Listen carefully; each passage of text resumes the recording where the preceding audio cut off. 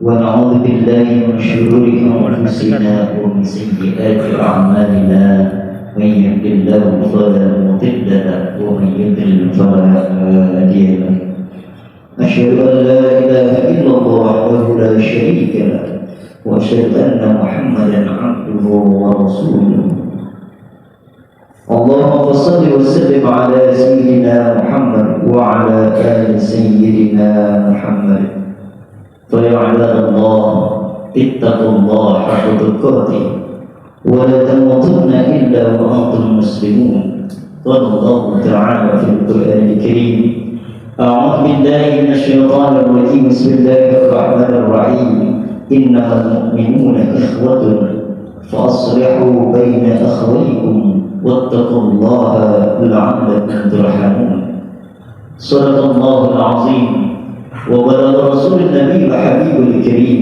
ونحن على ذلك من الشاهدين والشاكرين والحمد لله رب العالمين. Hadirin jemaah Jumat yang dirahmati Allah Subhanahu wa taala.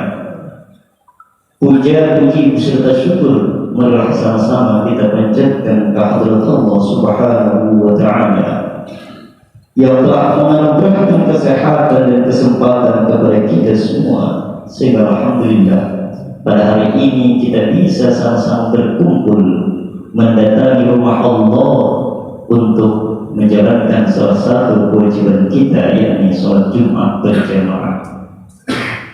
Salawat teriring salam semoga tercurah limpahkan kepada baginda Anda, pahlawan revolusioner Islam, pendobat kezaliman dan kebatilan, yakni Habibana wa Nabiyyana wa Maulana Muhammad sallallahu alaihi wasallam. Juga tak lupa kepada para keluarga, para sahabat, tabi'in, atba' tabi'innya, dan mudah-mudahan sampai kepada kita semua yang menjadi umatnya. Amin ya Allah ya Rabbal Alamin. Mengawali khutbah ini, khatib berwasiat, marilah sama-sama kita tingkatkan keimanan dan ketakwaan kita kepada Allah Subhanahu wa taala dalam arti imtithalul ma'murat wa ijtinabul manhiyat, menjalankan segala apa yang diperintahkan oleh Allah Subhanahu wa taala serta meninggalkan segala apa yang dilarang oleh Allah Subhanahu wa taala.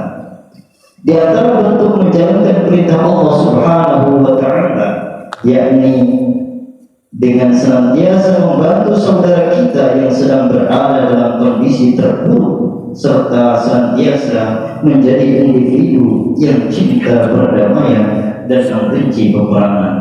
Hadirin jamaah Jumat yang dirahmati Allah Subhanahu wa taala. Belakangan ini, di hari-hari terakhir ini, kita seringkali disuguhi tontonan yang begitu menyayat dan mengiris hati kita. Bagaimana tidak, di era yang katanya modern, penjajahan di atas muka bumi ini telah dihapuskan, namun kita saksikan kaum Zionis dengan leluasa seenaknya saja melakukan serangan di bumi saudara kita, yakni bangsa Palestina, yang tentu saja menimbulkan korban jiwa yang sangat banyak. Serangan demi serangan terus dilancarkan kepada rakyat yang tidak berdosa.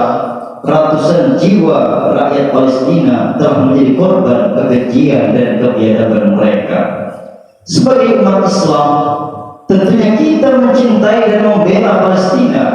Palestina bukanlah hanya negeri biasa, tetapi Palestina memiliki sejarah panjang yang menjadikannya selalu bersemayam di hati setiap orang Muslim. Ada sejumlah alasan mengapa kita harus mencintai dan membela bangsa Palestina. Alasan yang pertama, karena di negara Palestina, di sana terdapat Masjidil Aqsa, yakni masjid tertua di dunia setelah Masjidil Haram yang dibangun pertama kali oleh Nabiullah Adam alaihissalam. Kemudian alasan kedua, mengapa kita harus cinta dan tetap membela tanah air Palestina. Yang kedua, karena Masjidil Aqsa berada di kota Baitul Maqdis.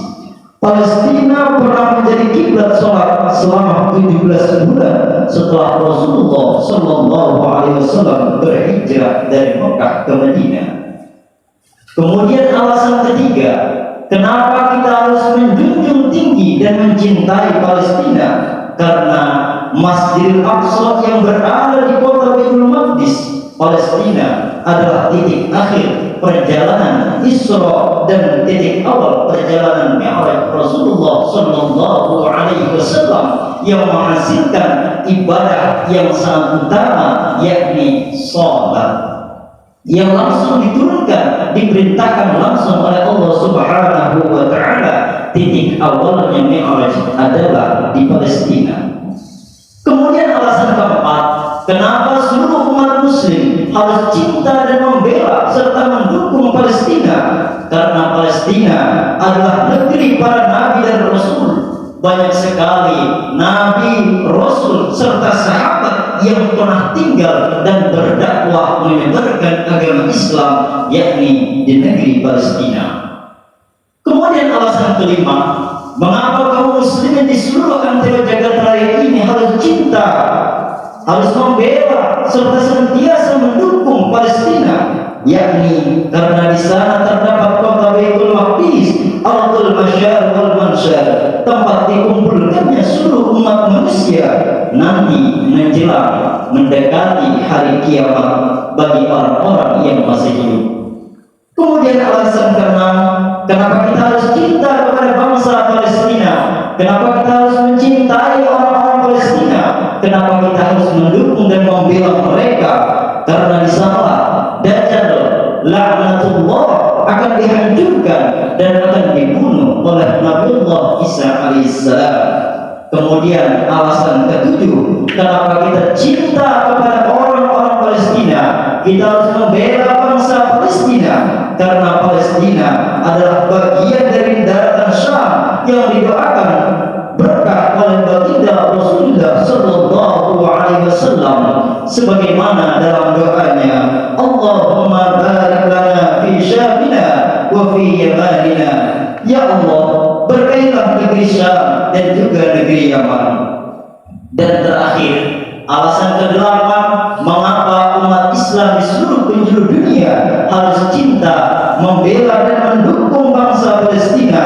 Karena Palestina telah melahirkan ribuan ulama dan tokoh-tokoh Islam terkemuka yang berkhidmat untuk agama sehingga sampai khususnya ke bangsa kita, yakni Indonesia. Jamaah Jumat yang dirahmati Allah Subhanahu wa Ta'ala, oleh karena itulah Sultan Muhammad Nuril Zanki pernah mengucapkan sebuah perkataan yang sangat fenomenal. Aku malu kepada Allah untuk tersenyum sedangkan Baitul Maqdis masih dalam keadaan terjajah. Bahkan Sultan Abdul Hamid II pernah mengatakan, saya tidak akan pernah menjual sejengkal pun tanah dari bumi Palestina. Beliau katakan, menolak dengan keras sogokan-sogokan uang yang begitu banyak jumlahnya yang diberikan oleh Zionis Yahudi yang ingin menempati sebagian wilayah Palestina. Hadirin jamaah Jumat yang dirahmati Allah Subhanahu wa Ta'ala, saudara kita di Palestina sedang mengalami krisis kemanusiaan berupa hilangnya ribuan nyawa, ribuan jiwa manusia, bukan hanya dari kalangan militer, bukan hanya dari kalangan tentara yang berperang, tetapi rakyat sipil yang tidak bersalah, para orang tua, anak-anak kecil, para wanita juga dihancurkan oleh biadab Zionis Israel. Inilah yang harus membangkitkan jiwa kemanusiaan kita sebagai umat muslim Indonesia yang memiliki ikatan yang sangat kuat terhadap umat muslim lainnya, sebagaimana yang difirmankan oleh Allah Subhanahu wa Ta'ala, innamal mu'minuna ikhwatun fa'aslihu baina akhwaykum wattaqullaha la'allakum turhamun. Sesungguhnya orang-orang mukmin itu bersaudara, karena itu damaikanlah kedua saudara yang bertikai dan bertakwalah kepada Allah Subhanahu wa Ta'ala agar kamu dirahmati oleh Allah. Atas nama kemanusiaan dan sebagai sesama umat Islam, kita harus ikut membantu dan membela krisis kemanusiaan ini dengan kemampuan yang kita miliki. Bantuan kita bisa berwujud material maupun moral untuk mengurangi penderitaan kita, penderitaan saudara-saudara kita yang berada di Palestina. Bagi yang memiliki harta, bantuan bisa berwujud ataupun bisa mendonasikannya untuk rakyat-rakyat Palestina yang sedang mengalami kehancuran dijajah oleh orang-orang Israel. Dan bagi kita yang tidak memiliki harta, cukuplah kita mengakui bahwa mereka adalah saudara kita, tentunya dengan memanjatkan dan melangitkan doa ke langit, memanjatkan doa kepada Allah Subhanahu wa taala untuk keselamatan, ketentraman dan kemerdekaan bangsa Palestina. Masyarul muslimin rahimakumullah.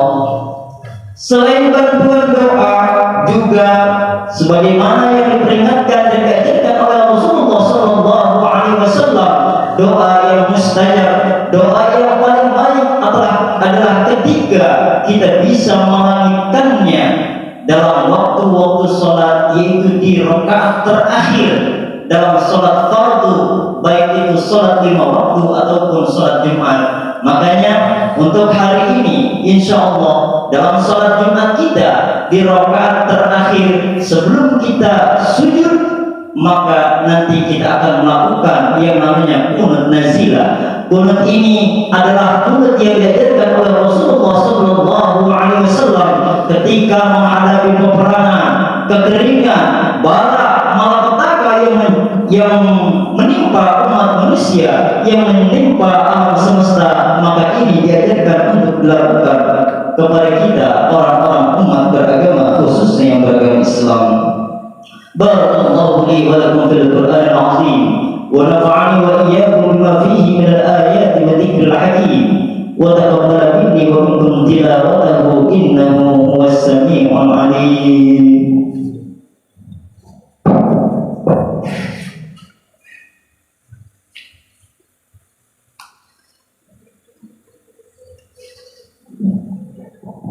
Alhamdulillahilladzi an'amana bi ni'matil iman wal islam.